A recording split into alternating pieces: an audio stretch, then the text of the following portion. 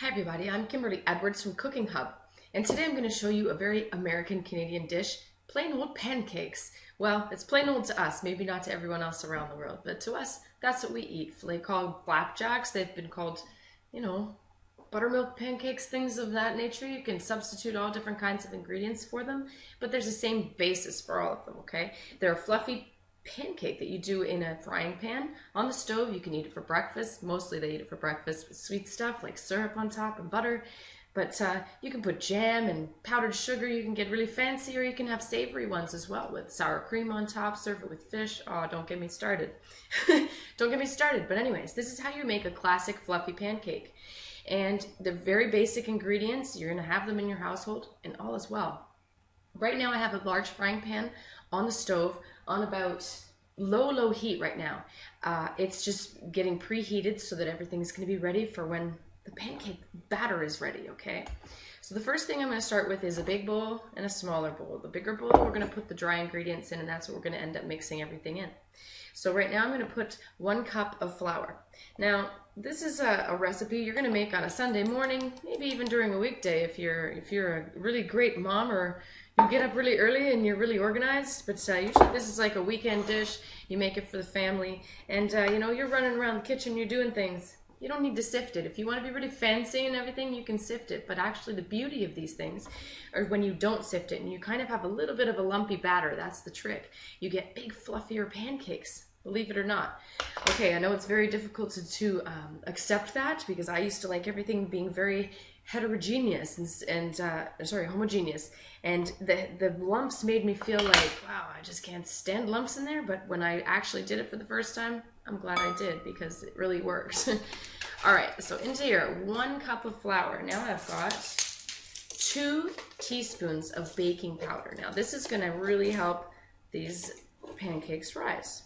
In goes 1, in goes 2. Now if you did want to sift this, that's great. Make sure that you have no lumps in there, but it's probably okay.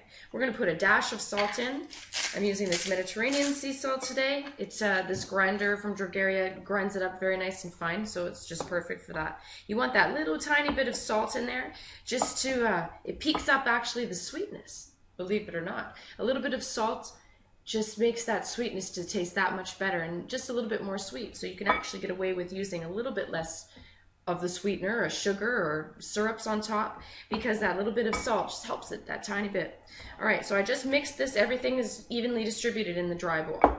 Next, I'm going to do the wet bowl. In the wet bowl, we have 1 egg. You got this at home, I know you do. 1 egg. Make sure you have no shells in there. If a piece of shell fell in there, use the other part, the piece of the part of the shell here, to scoop it out. It kind of works like a magnet. It's easier than using a spoon or trying to get it out with your finger. It doesn't work very well. Okay, so into this I'm also going to add 3/4 of a cup of milk. Now you can add 1/4 of a cup of water, or what I like to do, just for a little bit more flavor, we always have tea. I make a lot of tea, and we end up having a lot of cold tea or lukewarm tea that's sitting around. That's just, it's made, it's fresh, but it's just cold now. And I usually use that for baking or for cooking, just for that extra little liquid instead of using water, because it has just that little bit more flavor. In that goes, and in goes 1 teaspoon of vanilla. This is real vanilla extract. Please use real vanilla extract. The artificial vanilla, it smells like it, it looks like it, it tastes like it, but it's not. It's a chemical. It's a byproduct of making paper. Do you want to eat that? I don't think so. Please, please, go on and get the real stuff, the real vanilla extract. Okay, so I'm just going to whisk these ingredients together so I can break this egg up and make sure that the wet ingredients are all mixed through before I add them to the dry ingredients. Okay, now work up your nerve to enjoy lumps in your pancake batter, because that's what you're looking for in this kind of batter. If you're making a crepe batter, a French crepe batter, or we're a German family, and we make crepes, and our crepes are very smooth, but they don't fluffy and they don't rise, right? So in goes half of that, and these are pancakes that are supposed to rise. So this is this kind of recipe. So you're just going to mix that through just enough, and then you're going to add the rest of that wet bowl, and then you're going to mix it as evenly as possible, but leaving still a few lumps. That's okay. You don't want giant lumps. Lumps maybe, you know, half the size of a pea, that's all right. You don't want a ton of them either, but you don't want to be like, you don't want to blend this. Like, you don't want to get a blender, you don't want to get that whisk. Resist the urge. It's gonna be okay, I promise. I promise, I promise. As scary as it may be in the pan to watch, it's gonna be okay. All right, so that's nicely mixed through. I've got a nice bit of lump and all is well. It smells fantastic with that real vanilla. Makes a difference, guys. Little things you use, like the salts, the peppers you use, really makes a difference. This, for instance, this Dragaria pepper or salt I used, that's from Koala First Foods. I got it online. I didn't get it at my grocer, unfortunately. Sorry, but online you can get it at Koala First. They have a whole ton of stuff over there. So I'm gonna bring you over to my stove top. Bring your measuring cup, your 1 cup measuring cup with you, because it's already dirty. So here we go, here we go, here we go. You're going to watch. Over here I have my heated pan. It's heated and I have some butter, okay? You gotta use butter. Well, I guess you don't have to. You can use oil if you want. Use a canola oil, something that doesn't have a whole lot of flavor, because you don't want to take away from this. Into my pan, I'm going to put about probably a tablespoon of butter. And I'm going to go grab a brush right quick. Okay. I like to use these brushes because you can really maximize the use of your butter. Instead of just having a big clump there and you're kind of trying to spread it around, this really helps you move it around and you kind of use a little bit less butter. Saves you calories as well as money. So, this is all buttered up, ready? Now you have your dirty measuring cup. Use that to scoop the batter into the pan. Now you don't want to use a whole big scoop. You want to try and probably get in a large pan like this, you're going to probably get 3. And you're going to do it in a triangle position to try and get them as far as possible away. So you have to aim in the pan where you want it. Allow it to spread out smoothly to the edge, and then you start another one. You do the same thing. It spreads out pretty rapidly, but be careful, you're alright, don't be scared. And if they're misshapen, who really cares? I mean, it's your family, big deal. It's gonna be okay. I'm sure they'd rather you in the kitchen making pancakes that are misshapen than to make perfect stuff all the time and not really get in the kitchen to do it. So, now, what I am looking for, my batter is in the pan. I can hear it sizzling, it's lovely. I'm turning it up to about medium heat now.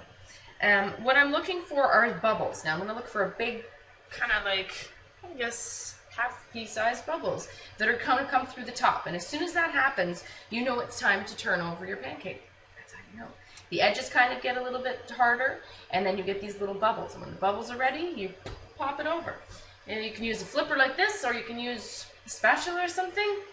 So I'm going to show you that when that starts bubbling. Okay, I'm showing you the bubbles. See the bubbles forming? I don't know if you can tell. There they are. See the bubbles forming on the top? That means they're ready to be flipped over. Those are the bubbles I'm talking about. I guess they're kind of pea-sized, slightly pea-sized. And I'm just going to take one of these guys and I'm going to flip it. Be brave. Don't be scared. You're going to take it. You're going to be gentle though. I don't want you just like flipping it over like crazy. And you're going to go like this. Boom. And flip it over. You have a beautiful brown on the one side. They're lovely. Flip them over. Delicious. These are going to be awesome. Alright. And there you go. I will show you these guys when they're done. Alright, these guys are ready. Onto the plate they go. They look awesome. Hold on, you need butter. Here's some more butter. Wait, I need something to get it on here. Here's some more butter. You don't need that much. Maybe a pat or two here and there. This is mine anyway. It's going to be so good. Oh, there we go. Come on now. And I have some warm syrup. Maple syrup, of course. Canadian maple syrup. And so there they go. That's a flapjack for you. Here, grab a fork, a knife. I'm going to tell you what these guys are like. Here we go. They're probably super hot.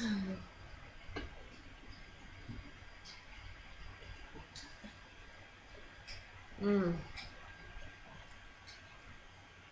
They're buttery, they're fluffy, a little bit of salt, you can taste it. It's kind of a, je ne sais quoi. Oh, it's so good. That's what these guys look like. All browned up and pretty. That's how you make classic fluffy pancakes. Very American Canadian of us. Well, Canadian today because we have Canadian maple syrup, of course. Anyways, the weather outside is windy and cold, but we're inside eating flapjacks, so who can be mad at that? I hope you guys check out Hook Cooking Hub. I'm Kimberly Edwards. Be a champion in your kitchen and eat deliciously. Bye.